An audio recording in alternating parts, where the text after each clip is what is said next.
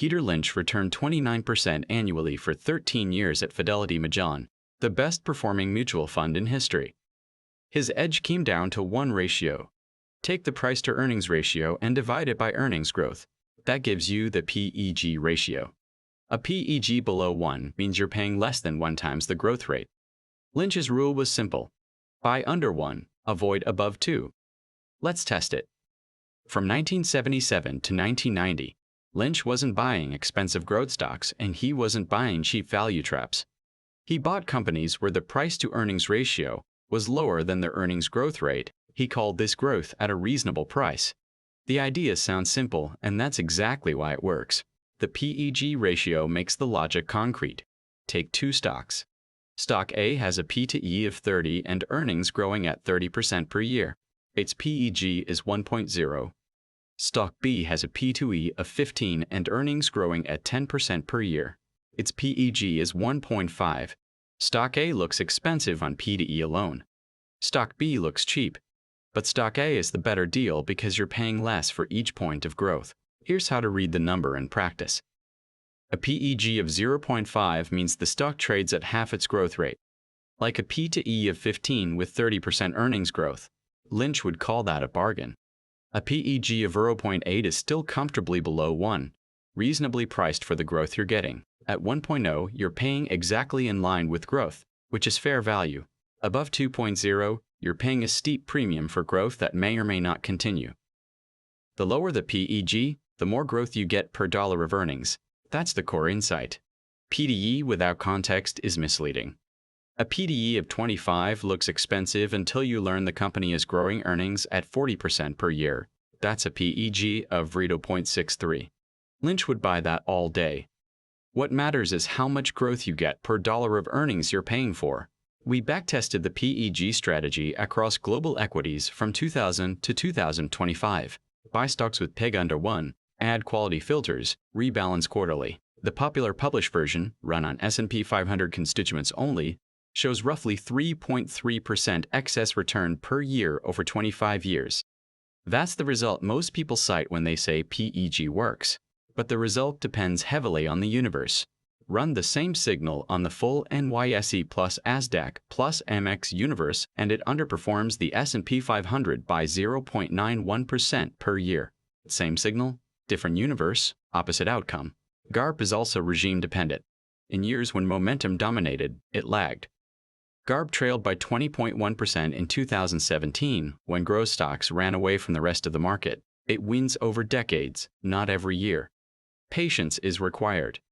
The edge is that you're buying actual earnings growth, not stories. When growth bubbles pop, like 2000 to 2002 and 2022, GARP stocks hold up because the earnings growth backing a low PEG was real, not projected.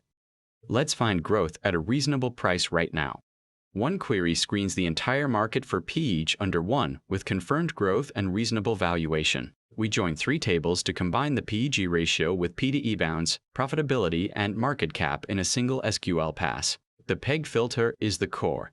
We're looking for stocks between 0.3 and 0.8. Lynch's sweet spot. Below 0.3, the data is often unreliable, driven by one-time earnings spikes or data anomalies.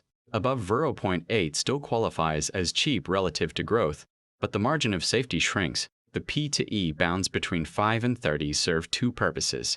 The floor at 5 excludes distressed stocks, where extremely low P to E signals problems rather than value. The ceiling at 30 excludes speculative stocks where earnings are razor thin and the P to E is inflated. Together, they keep the screen in the zone where P to E is meaningful. Return on equity above 12% ensures these companies generate strong returns on shareholder capital. Growth without profitability is speculation, not GARP. Lynch wasn't buying companies that grew fast but couldn't generate returns. He bought compounders. The results will change as the market moves, but the pattern stays the same. You'll see names in industrials, financials, healthcare, and consumer sectors across different exchanges. These are growing companies that aren't priced for perfection. Notice that GARP stocks tend to cluster in sectors where earnings growth is genuine, not driven by hype or multiple expansion. Low PEG stocks fall into 2 camps. Genuine bargains where the market hasn't priced the growth correctly, and fading growth where last year's numbers look great but next quarter's miss sends the stock down 30%. 3 additional filters separate the two. The first is debt to equity below 1.5. This keeps leverage manageable. Highly leveraged growth companies blow up when conditions change because the debt magnifies both gains and losses. Low leverage means the growth is self-funded or close to it. The second is a Piotrowski score of 6 or above. This is a 9-point checklist of fundamental health, positive cash flow, improving margins, rising asset turnover, stable balance sheet. A company needs to pass at least 6 of the 9 tests, which confirms the business is genuinely healthy rather than riding a one-time earnings spike that inflated the growth rate temporarily. The third is market cap above $1 billion. This ensures the stocks are liquid enough to actually trade. GARP signals in microcaps are often noise, and the data tends to be less reliable for smaller companies. Sticking to larger companies keeps the screen focused on actionable opportunities. The PEG ratio has well-known structural problems that no quality filter can fully resolve. Growth estimates vary wildly across providers. Trailing 12 months, growth looks backward. Analyst consensus estimates look forward. Which growth rate you use changes the PEG dramatically. A stock with trailing 12 months PEG of 0.5 might have a forward PEG of 1.8 if analysts expect a slowdown. The screen uses trailing data, which is concrete but tells you where the company was, not where it's going. Negative earnings break the formula entirely. PEG is undefined when earnings are negative, which excludes many high-growth tech stocks that reinvest heavily. Some of the best growth stories of the last decade, companies like Amazon in its early years, would never appear in a PEG screen because they chose growth over profitability. This creates a systematic blind spot toward capital-light businesses that prioritize market share. Temporary growth spikes inflate the ratio and create false signals. A big contract win, a cost-cutting program, or a favorable tax change can spike earnings growth for 1 or 2 quarters. The PEG drops. The stock appears cheap relative to growth, but the growth isn't sustainable. Next quarter's miss sends the stock down 30%, and the PEG reverts to something much less attractive. The ratio also ignores the balance sheet entirely. A company with a PEG of 0.5 and $10 billion in debt carries far more risk than one with a PEG of 0.8 and no debt at all. That's why the quality filters are essential. Without them, a low PEG screen becomes a list of leveraged bets with temporarily inflated growth. That's the PEG ratio strategy. Peter Lynch's framework for finding growth at a reasonable price, tested across 25 years of data and 19 global exchanges. The result depends on where you screen. On S&P 500 constituents plus 3.3% annual excess.